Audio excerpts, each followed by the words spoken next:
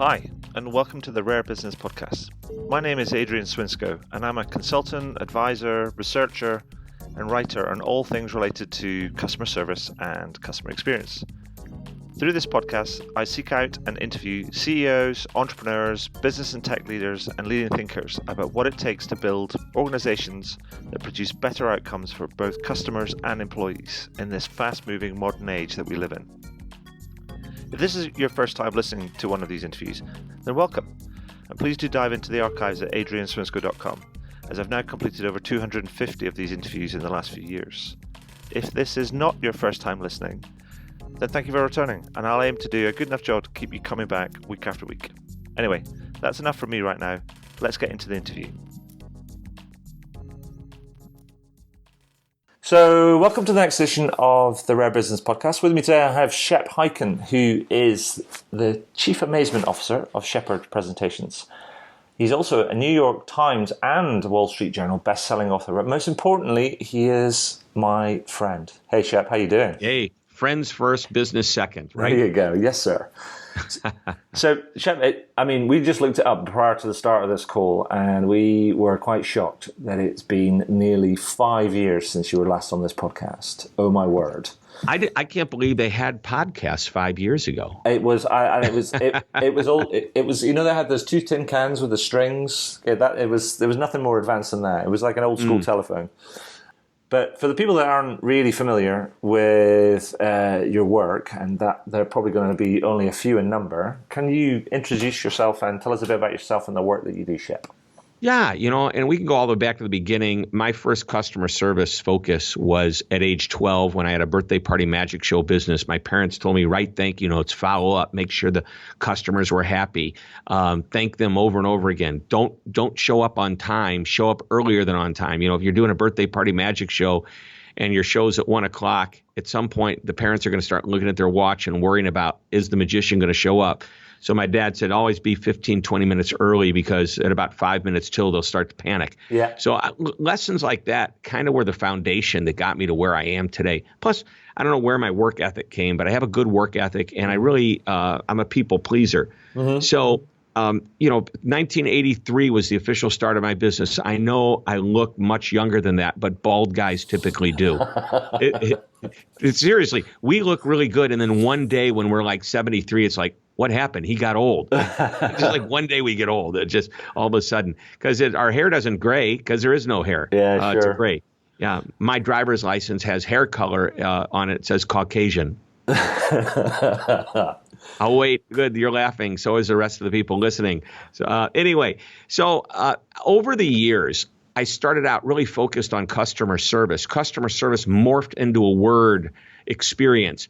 And back when they were changing from customer service to experience was 90% service. Well, today, I believe service still is a big part of the customer experience, although there's much more than that. There's packaging, there's the images you have, the perceptions you have, things beyond physical contact with a human being. Sure.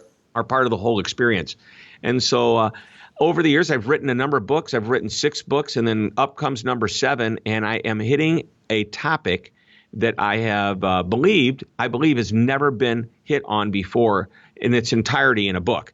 And that is the convenience revolution, being more convenient for your customer. But the closest book to that would be The Effortless Experience. Yeah, sure. However, it's not really about convenience. It's about, the actual customer service experience. This convenience is a service and experience strategy. Mm-hmm. It is a philosophy. It's very strategic, and it becomes tactical when you figure out how to implement each of the 6 principles that I'm sure we're going to talk about in just a little while. So anyway, that's where we are today. And it's been an exciting run. I hope I have another 20, 30 years left. Well, I'm sure you do. So yes, you're absolutely right. We want to talk about the convenience revolution, how to deliver a customer service experience that disrupts the competition and creates fierce loyalty. As you say, it's your 7th book. Is this book for everybody? Should everybody be thinking about convenience and how they can play it into their strategy, or is it just targeted at a certain segment of industry?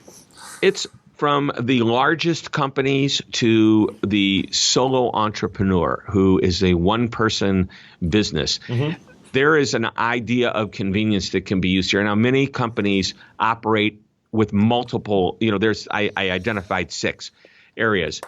Some of them operate in all 6, some operate in just one. But whatever that they've chosen to do, one of them actually excels as a value proposition to their customer. For example, delivery. An automobile dealership that I do business with delivers a car to me when I need service. They bring a car to me, they pick mine up, they bring it back. Yeah. That's really, as I look at all the different areas of convenience, that's the one they primarily focus on. I can't really say they're great at any of the others. Right. Although subscription is one of them, and you could advance purchase all of your service when you buy your car for like the next 4 years. Yeah. So you're under warranty during that time, but you also have prepaid for all your oil changes and filter changes and any other maintenance. And it's like, okay, now I don't have to deal with it. And they remind me, hey, it's time for you to come in. And because there's no financial stress, it's like, yeah, why not? And I don't even come in. They bring it to me, remember? Yeah. So it really is easy. So they've actually used 2 of the 6 principles, but we'll get into more detail about what each one of those are, I'm sure, in a little while. Absolutely. I mean, I think the when you were talking about subscription there and car dealers and things, or delivery and subscription car dealers, actually, I don't know if you've seen it, and I think that's right, that Volvo is developing this proposition now. I don't know if it's in the States, but it's starting in Europe right now, where rather than buying a car, you subscribe. And you end up with a base model sort of thing that you start with, but then your subscription allows you to sort of swap it in and out, like say for an estate, or you want a 4x4 or a smaller one, depending on interesting the different kind of uses. So it's less your relationship is less tied to the vehicle and the model, and more to the brand. I love that. That is a great concept. I think that's coming out. It's really early days because with cars, there's such big things. You've got to have the network and you've got to get the drop off right and the exchange right and everything else. But so it's complicated logistically. But I think it's a really interesting kind of model. It's like taking car sharing and putting it back into the automotive manufacturers. Yeah, interesting. And again, when you think of that concept of subscription, I ask one question. Does that make it easier? It may be a great business model. Sure. But the idea behind using subscription for the purpose of customer experience is it more convenient for the customer? And by the way, it might be, it's like, hey, it's real convenient. I buy a base model, I subscribe to it, and at any given time, I'm allowed to make 4 switches during the year. Sure. To different, it's like, and they make it real easy. All I got to do is call them up, and they bring a card to me, and they swap out, and then for the next 2 months, that's the card that I get. Yeah. I think that's a brilliant concept. Yeah, no, I'm getting excited thinking about it. You're like you're going to be on the Google going like, where can I? I know. I may have to write an article about this.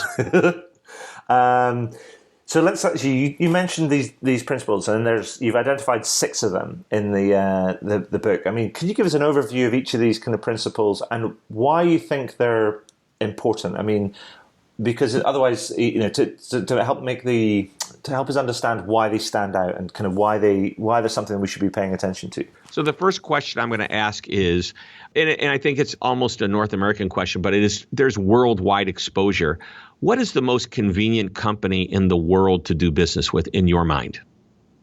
Well, I've read the book, so I think I know the answer. Oh, okay. There you go. That's not fair. But had you not read the book, do you think I'm on target with my choice? Oh, no, completely. I mean, great. It's just they are like the stuff that they do. Just it's almost like so good. It becomes so transactional, but it becomes almost omnipresent in many ways. Mm-hmm. But because they're so good and they never fail, or they don't seem to fail, and they seem to recover really well, then it's just a bit like, okay, fine. Yeah. And by the way, we should tell the people listening, the company is Amazon. Exactly. So Amazon excels in all 6 of these. I made them, and by the way, there are other companies in the book that do excel in all 6. But if I ask the general population, what's the most convenient company in the world to do business with, that you've probably done business with them. It's not even 9 out of 10 people. It's 99 out of 100, which is like 9.9 out of 10. Yeah. And they say Amazon. And by the way, when they don't say Amazon, it's like they name some company I've never heard of before. So it's like who they think I do business with them. That's who I love. Well, that's fine, but for the general purpose. So here are the 6 categories, and then we can go into each one. Sure. One is simply reducing friction.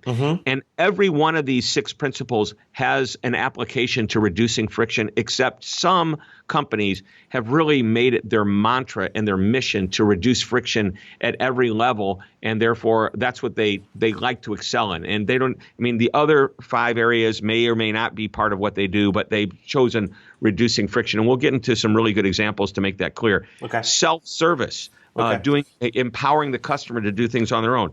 Technology, what companies have used amazing technology to make things easier for their customers.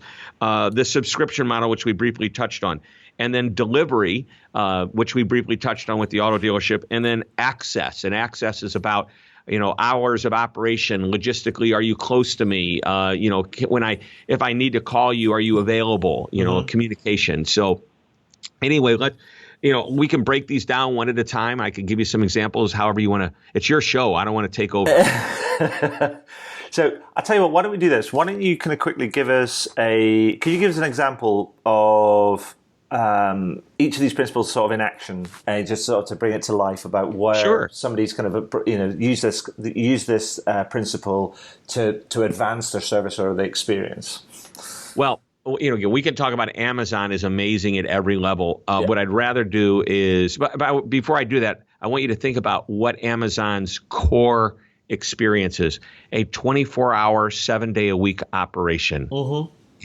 So you can see that access is not an issue. Sure. Reducing friction, one click. You click once. Once you're in the system and you see something you want, boom, it's done. Obviously, delivery, they show up, right? Yeah. Self-service. Well, this is not, you're walking in, you're not asking for help. You're self-serving by bouncing around the website, looking for exactly what you want and, getting all the information, doing your research online. Technology, well, it's obvious, but think about some of the cool tech they've come up with. Like, I love the dash button. Do you know what the dash button is? Was that on the kind of the Amazon Fire sort of thing? Yeah, well, no, the dash is a little button that looks like a doorbell, and and basically it connects wirelessly, Wi-Fi, to your system at home, and it's tied to a product. So if you use a washing machine detergent like Tide, and you're running low on Tide, you just push the button, it shows up. It's amazing. And subscription, they now have, subscribe and save, where you subscribe to whatever items you use on an ongoing basis. So you can see they are taking advantage of all 6 of these. But I would say overall, reducing friction. That's what they've done with everything they do. And Jeff Bezos is quoted throughout the book. He's their CEO and chairman. He said it's all about the customer and all about being more convenient and all about making it easier and reducing friction. And he also talks about when it's time to shut it down and move on, because while he thought it was a good idea, it wasn't working. I mean, so they're a brilliant role model. But let's break them down and give you some other examples that make it real crystal clear. So Number 1, reduce friction. Companies that make it their mission to reduce friction. And one company in particular I use as the lead. And by the way, under each of these areas, there are 5 companies that I profile. Some are small and unrecognizable. Some are really big, like Uber, for example, who's gotten big. They disrupted the entire taxi cab industry with being uber convenient. They reduce friction. You live, like I live in an area, can I get a cab? I've got to pick up the phone and call for a cab. And then when it's not there in 15 minutes, like they said it would be, I have to call back and find out where it is. Well, Uber, you go on your app, you open it up, and you can see where all the drivers are. You know how far away they are. You put in your address that you're going to ahead of time, then they know what it's going to cost before you get into the car. You can see them driving to you, so you know if they're stuck in traffic or if they're on their way. And when you get out of the car, you don't even have to pay. Well, you do pay. You just don't have to reach in your pocket at that moment and pay. So they've reduced friction. Here in the States, we have something called Clear, CLEAR, capital letters. Clear is about bypassing the line of security at the airports, including TSA Pre. So here we have TSA Pre. You pay a little bit of extra money, and you get to go into a line because you've been pre-screened for many areas, and then it's a shorter line typically. You don't have to take off your shoes. You don't have to take your computer out of your bag. You just sail right through. But Clear says, hey, the next level is come to us. There's really never a line. And then we walk you to the front on the other side of the agent, and from there you're in. And it's like, wow. And it's inexpensive. It's more expensive than TSA Pre, but that's part of the value proposition. It's a little bit more money. Fewer people are using it, but it gets you to the front of the line. And a road warrior like myself who travels every single week, when I see a long line at an airport, it freaks me out. So I realize, they have Clear at this airport. So I can get it. Anyway, so that's like meet and greet, but on the other side, isn't it? Yeah, it's like meet and greet before you even get to meet and greet. Yeah, completely. That's cool. Is there a company called Meet and Greet? No, I think we just use kind of meet and greet as like a thing. So like you arrive and somebody can meet you. Great idea for a company, though. Pardon? You think about it. We can. This is maybe you and I've come up with something just now. More you than me. Let's create a company, Meet and Greet. And what we do is when they land, we're there to meet them, greet them, and get them through the process of passport control, or maybe get them to a car faster, more convenient. We take care of it. Oh man, great idea. All right. If this business I'm in doesn't work out, I'll let you know. We can go into this other business. I'll wait for your call. So the second area is self-service. And self-service is, what does that mean? Self-service, like going to the grocery store and checking out on my own. And the answer is, well, that could be the case. And by the way, once you learn how to use the self-service checkout, like I go to the grocery store and I look at these long lines and I've only got 5 items. I just go to the self-service, scan it myself, put it in the bag, pay for it. It's pretty darn fast. It's more convenient. But the role model that I use for self-service, and I just had breakfast there just before I came to the interview here today to do this, is Panera. And Panera is in the States. They've got a pretty good. You know who they are? Yeah, it's like a bakery company. Is that right? Yeah. Bakery, coffee shop, that sort of thing. Bakery items, breakfast, lunch and dinner, salads. Great, high quality, good food. And I've watched every Friday morning. I have breakfast with my buddies when I'm in town. We always go to Panera.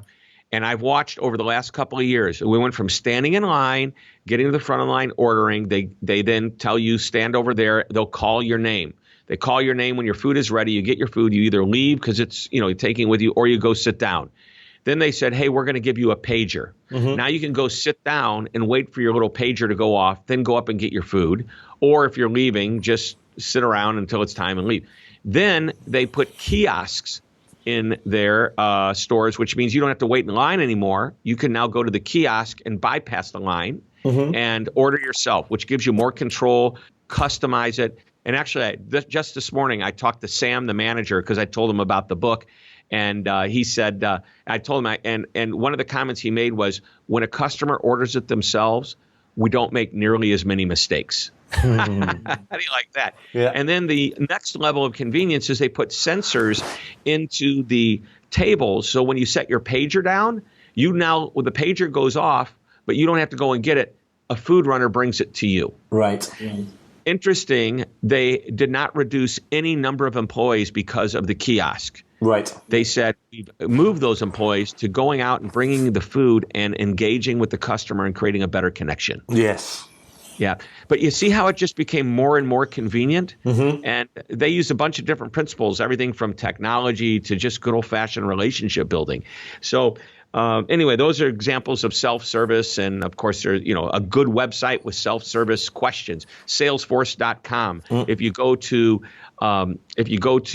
YouTube and you type in how do I do and fill in the blank with whatever your question is about your software, they have like 1,000+ videos, well produced, giving you the answer. That's a great self-service solution. Sometimes it's much faster than going on the phone, calling and letting them diagnose it and then giving you answers and trying things. You actually get to see it and work it. So pretty powerful. Cool. So where do we get to? Subscription. Number 3 is technology. Oh, we're on technology. Sorry. Yeah, and I'll give you 2 quick examples there. Okay. PayPal. Yeah. PayPal, once you're in the system, you can like Adrian, if you're in their system, I can go onto the PayPal website and literally because it's tied to your email, in 45 seconds, 30 seconds, I can transfer you money. How much do you want for this interview? $1,000 would be fine. There you go. There you go. I'll take my wife out to kind of dinner and buy her some new shoes. That's fine. There you go. And speaking of dinner, let's talk about another technology called the No Wait app. No Wait. NOWAIT. Okay. So if a restaurant chooses to be a part of the No Wait app, what that means is that I can go onto the app on my phone, choose the restaurant that I want to go to, see if there's a wait. And if there is a wait, I don't have to go to the restaurant and put my name in. I could type my name in and it gets automatically added to the list. And I could watch my name moving up the list and time my arrival to the restaurant so I don't have to wait and sit around at the restaurant. Okay, that's cool. That's like a virtual take a number and wait in line type of thing. Exactly. And hence, what a great name. No wait, because you don't. Yeah, absolutely. Yeah. And then the next one is subscription. And we briefly touched on subscription, but think about it. If from my last book that you interviewed me for, Amaze Every Customer Every Time, I used Ace Hardware as an example. Yes. People go to the hardware store for all kinds of things, but here's one thing they go to on a regular basis. Every 6 months, they have to change their filters out on their furnaces or their air conditioners. Okay. And why? And they may buy, a year's worth of, so they don't have to come back every 6 months. Maybe they come back once a year. But why not make it easy? Give me your credit card number and your address, and every 6 months I'll send you the filters you need. And this will be a reminder for you to change them. Now you don't even have to think about it. They're just going to show up. Yes. That's a great, easy, convenient service. The main lead case study that I used was Netflix. Okay. It's a convenience using, at every level they're convenient. Blockbuster was their big competitor. When they came in, Blockbuster owned the market. And Blockbuster eventually went from individual renting of videos to pay me $20 a month. You can come in and swap videos all day long. And Netflix said, let's just make it easier. Subscribe to our service. We'll mail you the DVDs. And we'll give you a mailer to mail them back to us. And you can keep them as long as you want. And on and on and on. There were great things. And obviously with streaming, they took advantage of that. And yet it's amazing that while streaming is the big part of their business, they still, several million people who live out in an area that can't get super high-speed internet, they still deliver CDs to these people. They've really stuck to their core value of loving their customers and being convenient. So I didn't know that. That's cool. I used to have a subscription to a business called Love Film prior to Netflix, and Netflix bought Love Film. And that was that DVD subscription kind of model that you pay a certain amount and it allows you 2 or 3 sort of DVDs a month, and so you can either you get one, you maybe watch it quickly, or you maybe have a month that you watch all 3 quickly and then you're waiting for next month's batch to start, or you just keep it because you get busy or something, but you're still paying the flat fee. And as broadband kind of speeds got kind of better in the UK, they eventually phased out Love Film. But it's good to hear that they're still using that kind of model in rural, far afield rural areas. I'm very excited because one of the founding executives of Netflix, I sent him the book, and he gave me just a great endorsement on the book that this is exactly what their plan was, is to be more convenient. Since that time, that executive now is involved with a company called MoviePass. Okay. Again, a subscription service. And I don't know if it's going to make it or not. I hope it does because I love the concept. They've just got to figure out how to make these numbers work. But to go to a movie here costs $10, $12, $15 to go to a movie. Okay. So I can buy a MoviePass. I pay a monthly fee. I believe they just went up, but it was $10 a month. Right. And I could go to any of these movie theaters, first-run movies. any night, doesn't matter. There's no restrictions. The only restriction is I can only go to one movie a day. Okay. And $10, unlimited number of movies. I can go to 30 movies a month, which there aren't 30 movies a month, but that come out. But think about that. So I just think it's a fantastic model that they're trying to achieve, a subscription. So, by the way, it's good because by buying that movie pass, if enough people buy it, people will continue to support the movie theaters, which potentially are getting hurt because of the streaming that's being brought in. Last night I sat on my deck. We've got a big 70-inch TV outside, and we sat there and we watched a movie. Yeah. And why go to a theater when I could sit on these big comfy chairs that I have on my deck and watch a movie in the evening?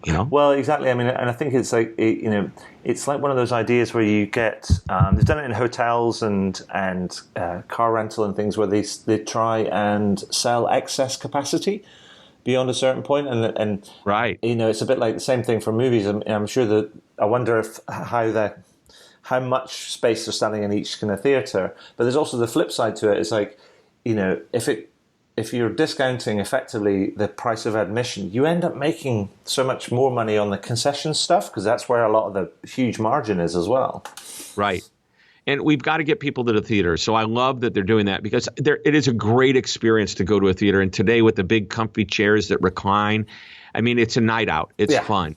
Sure. And by the way, that's what the movie theater is inconvenient compared to the convenience of streaming videos and movies into your home. But what they're doing to combat basically the disruption that convenience provides is they're really creating this amazing level of service. So, and I know we're jumping off the subject, but one day I think an interesting book would be not how to disrupt the company, but maybe let's interview the companies that could have been disrupted but weren't. I like that.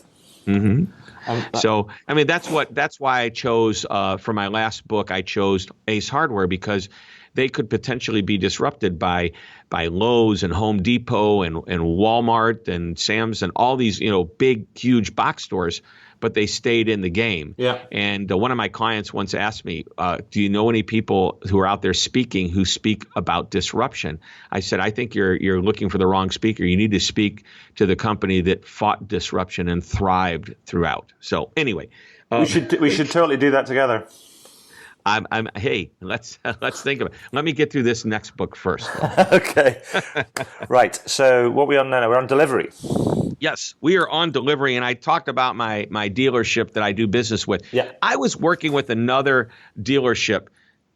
24 years I bought cars from these people, and it was a convenient dealership because they were about a mile from my office. I could drop the car off and walk to work if they didn't have a loaner. And about half the time, they gave me a loaner car. And when I say loaner, they loaned it to me at no charge because I had bought so many cars there.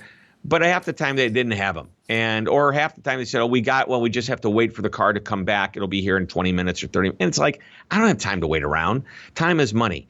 So I just happened to be driving by another dealership 10 or 12 miles from my home. By the way, I will tell you, I was biking that day with my wife. My wife had told me about a car. We were sweaty and stinky, and we walked in this dealership, and I knew I wasn't going to buy a car from this guy, but he still insisted that I drive it and test, and I love the car. And I jokingly said, so what's it going to take for you to sell me this car today? And he goes, wait a minute, that's my line. I said, seriously, I'm probably not going to buy the car from you. You're too far. And he goes, what do you mean? I said, we live about 12 miles away. It'd probably take me a half an hour to get here or more, and then a half an hour to get back. And then I got to come back and pick up the car. And the same thing. I can't afford to take 2 hours on my day for an oil change. And he looks around. He says, look, do you see a waiting room anywhere? And I said, I don't. And he says, we've got one. It's small and it's in the back and it's nice, but you're probably never going to use it. Why is that? Because when you buy a car, we are going to deliver a loaner to you every time you need service. The next time you'll come in here will be to buy another car. Right. I went, wow. And what's the catch? What's the cost? What's the price? It's the same deal anywhere else. It's just part of what we do to compete. I thought, that's brilliant. So he gave me numbers, and then I went and checked with my regular dealer, and the numbers were about the same. I came back. I said, sold, set me up. And getting ready to buy, I bought one for my wife from them, same deal, and I'm getting ready to buy another one. So they disrupted the competitor down the street, so to speak. Now, you asked me at the very beginning, solo entrepreneurs. So think about it. If you can go to your customer instead of making them come to you, think about it. If you're a local business, one person, make it easier on your customer. Go to them instead of them coming to you. So, and there's other ways you can be more convenient. Overall, even reducing friction, what's your process? Is it easy for the customer? We send a contract to our clients, and it's very simple. It's so simple, as a matter of fact, they turn it over to the legal team and they send me back from a single page, which is really a couple of paragraphs confirming I'm going to show up, speak somewhere for a fee, and send a deposit. I'll bill you the rest with the expenses when we're done. It's that easy. They then turn around and make it complicated with a 6 or 8 page legal document because it's that easy and that convenient. But the ones that don't have a legal department love my agreement because it's easy. It's simple. Anybody can be, and I know we're a little bigger than a solo entrepreneur, but there's a lot of people in my industry who speak for a living that are just solo entrepreneurs making a great living. Sure. Be easy for your customers. So anyway, that's delivery. You can think of pizza delivery. You can think of I love Insomnia cookies, which we have over here in the States. They're getting broader and broader in North America. But you know what? They're open till like 4 a.m, and you can order a box of hot, freshly baked cookies delivered to your door. And it's really cool. You can watch on the app. Oh, they've just come out of the oven. They're just being put in the box. Here comes the delivery guy. And so I love that. Yep. So finally, the 6th one is access. Yes. And we briefly mentioned that access is about communication. Are you available? When are you available if I call you? 24/7 kind of support. And 24/7 access to your business, which a website allows you to do. And some companies like Anytime Fitness is one of the role models. They're open 24 hours a day. They give the members who join their gym access. Even if nobody's there, they have a way to get in to the gym and do their workout at 4:30 a.m. in the morning or 2 a.m. in the morning, whenever it's convenient to them. The lead study in the access is Huntington Bank, who has extended their banking hours beyond traditional banking hours because customers, when they get off work, can then go to the bank as opposed to try to jam it in at lunchtime. And they're open on Saturdays as well. So access. And Walmart, do you know that in North America, in the United States, 90% of the population of the United States lives within 10 minutes of a Walmart? Really? Yeah. And Starbucks, there are cities that you go into where they're almost every single block. In some cases, they're directly across the street from each other. So access is all about location, logistics, hours of operation. They don't all need to be combined, but I'll give you a great idea. There's one company that I have in there called MobiMart. Okay. And they cross over from delivery to access because here's why. Very cool company. It's in the experimental phase right now. But if you can imagine what looks like a large kind of a big like Silver Stream or they're like a big trailer, Winnebago. Yes, yes. Big, huge. And so this thing goes around. It's like a convenience store that drives around. Instead of being in one location, it's filled with convenience store items. Plus, you can pre-order and they'll stock the item just for you and hold it for you. And it comes through your neighborhood. And at any given hour, you know it's going to be there. It's like the ice cream truck when I was a kid. I always knew that at 2:30 a.m. I was going to hear that bell, and here comes the ice cream man. Well, same thing. This thing goes around. But here's what's really cool. It operates 24 hours a day, unless it's going back and recharging. It's because I think it's electric. Okay. I'm 100% sure it's electric. And it's also driverless. It's completely self-service. Okay. Mixed in with delivery, mixed in with access, mixed in with technology. I mean, you can see, and it's amazing. It's cool. I mean, it's basically kind of like I used to live out in a small town in the borders when I was of Scotland when I was growing up, and we used to have those sort of things that used to come around, and it used to be just like your corner store. Kind of like on wheels, but used to kind of come around and you've just seen that technology is kind of bringing those sort of ideas back to life and combining it with this convenience sort of thing, as we can bring things to you and still give you kind of choice rather than, but you can do it sort of, you don't actually have to order. It could be, there is this kind of bit that you could, you can walk out and do it. It becomes a different sort of experience. But let me ask you a couple of questions on all those things, Shep. Is that, are all these principles applicable to all businesses, or how should entrepreneurs and leaders be picking which ones are best applied in their business, or which ones to pursue? Sure. Well, every business is different, and every business is going to find where they can be more convenient. But let's put it this way. I want this book to be used.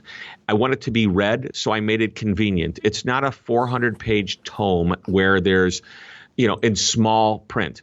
It's a nice sized book. It's 220 some odd pages, but it's really broken down. There's study questions at the end of each, or discussion questions, and then to each of the 6 areas for you to think, does this apply to me? Not all 6 areas or principles of convenience will apply to every company. And again, maybe one will. I would say that the first idea is go through the chapter that breaks down what each of the convenience principles are. Yeah. And if you can't right away say, oh my gosh, I've thought of one that I can use, and here's an idea that I can do for one of these principles, then start looking at the 6 different areas. There's 5 case studies under each one. There's B2B, business to business. There's business to consumer. There's solo entrepreneur to a large mass of people. It doesn't matter. And that's how I would say this is what gets the conversation started. Right. Sure, there's specific examples in there, and you can use those examples, but this book will get you started and push you in the right direction. And then again, I want you to remind everybody there's a chapter in there that sometimes it's not the right thing to do. Well, that's kind of one of the things I was going to ask you about, because particularly on friction. Because you and I have seen this, and we've talked about this before. About there's all this people, and many people talking about pursuing a frictionless experience and things. But actually, we need to be aware that there's such a thing as good friction and bad friction, right? Yeah. Kind of like there's bad friction, which makes things it's not convenient, it's hard to do, it takes me time, it takes me a lot of effort, I can't quite figure it out. But then if we can eliminate all that sort of stuff. What we end up doing, there's a danger that we can possibly eliminate a lot of the good friction as well. I.e., there are opportunities to create a meaningful connection with our customers, and so I guess we have to get the balance right. Make sure we don't go too far. Use the right word. Yeah, throw the balance. baby out with the bathwater, sort of thing. Yeah. So part of it is if you get into the self-service of, like customer service, self-service, where you no longer ever talk to a human being. If we've created and by the way, I use Delta Airlines in the technology side, because years ago, my friend approached me and said, you're not going to believe it, I had the best experience ever on Delta. What was that? I was able to get all the way to the plane. I didn't have to deal with one of their employees. And I said, is that a bad thing? Oh, no.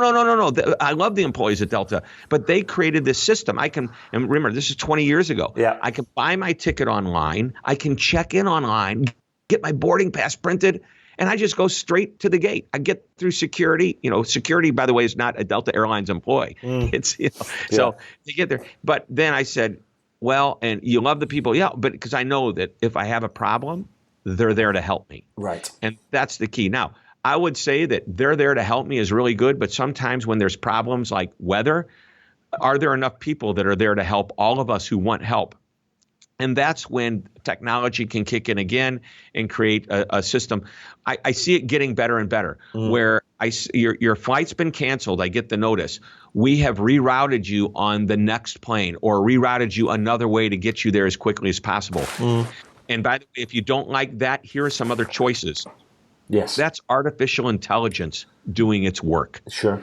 And that is a great way to move from the human experience, which would make you wait on hold, to a faster experience. However, if those don't work, I need to be able to get back to the human experience. There needs to be that balance, which I think is really important. But the concept of where convenience doesn't make sense is when it starts to cost so much money that it doesn't make sense. It's not, sure, you might keep your customer, but you'll lose money on every sale. And, there's the old saying, hey, we lose money on every sale, but we make up for it in volume. No, you don't. You're still losing money. So Shepard, I mean, I hope that we've kind of had a dig around all these principles. You've given us some great case studies. I mean, there's the book's really practical, as very clear, very practical as all your books are. I mean, is there anything that kind of we've missed out? I mean, hopefully the questions and what you said has given everybody a flavour of the book and insight to what the book's about. It's really easy to read, but is there anything that we've missed out that you'd like to highlight before because I asked you a final question because I know you're a busy guy and you've got another interview to kind of to get ready for. I appreciate that. But no, I think that what we've covered a lot of ground. And I think the biggest emphasis I have is that you're not going to most likely be able to incorporate all 6 of these principles. Sure. But the idea is if you can just take one idea and make it a little bit easier for you to do or for your customer to do business with you, you're already a winner. And recognize that your customers today expect a better level of service. They are learning what great service is all about because other companies like Amazon or it may be some of the other companies we mentioned, but the rock star companies raise the bar for everyone. And customers are no longer comparing you to the direct competitor that you do business with. They're comparing you to the best service they have ever had, even if it's the guy that sold you a $25 pair of shoes at the department store that were on sale. He was knowledgeable, helpful, friendly, engaging, and man, I'm going to go back and look for this guy the next time. Sure. And then you go to this other company, you think, why can't they be as good as this guy was? And realize that the way we're going to separate ourselves is to make sure we constantly exceed expectations, deliver a level of service that meets or exceeds the expectations, even if it's just a little bit, and make it easier to do business with you than the competitor, and you'll win. Perfect. Well, that's awesome, Shep. Thank you so much. So, thank you. Before we go, I always ask this question. I'm going to ask it of you as well, Shep. Anything you'd like to shamelessly plug? How about this new book I've just written called The Convenience Revolution? Quelle surprise! And it's easy. BeConvenient.com. Just go to BeConvenient.com. If you are listening to this show before the book comes out on October 2nd, you will get not only the book delivered to you when you buy the book, it'll be delivered via Amazon or whatever, the retailer is. We'll have it delivered to you, but we'll also immediately send you the ebook, which right now is actually the ebook is more expensive than the book online. But when you pay for the book, we pay for the tax, we pay for the shipping, and we send you the ebook immediately. You don't have to wait to read it. And I can't believe my publisher, Sound Wisdom, who, by the way, one of the coolest, neatest publishing agreements I've ever had. They are just wonderful. They're allowing us to give away the ebook as part of the purchase. And I'm thinking most publishers are like, why would you do that? You're giving away money. No, we're not. We're getting people to buy the book, and we love that. And I hope you guys take advantage of it, whoever's listening out there. Perfect. Shep, as ever, you've been awesome. I love the idea of the new book. I think it's right on point kind of right now. It's always a pleasure talking to you. Just thank you for making some time and some space to share some insight kind of with us today. That's been awesome. Well, thank you. It's great to talk with you. I love that we get to see each other at least once a year. Yeah, absolutely. And that'll hopefully be again next June in Las Vegas when we go back for our mutual client. But thank you for having me on the show, and it's been a pleasure and an honor. Thank you, Adrian. Thanks, Shep. Well, that's it for another interview. I really hope you enjoyed it.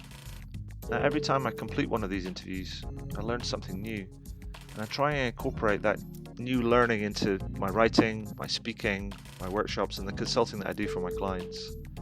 If you're interested, you can find out more about how I work with clients over at adrianswinsko.com. But one final thing before I go, please consider heading over to iTunes or whichever podcast platform you choose to use, and do leave a review. Every little helps, as they say. Anyway, that's all for now. Thank you for listening, and do listen in again. All the very best.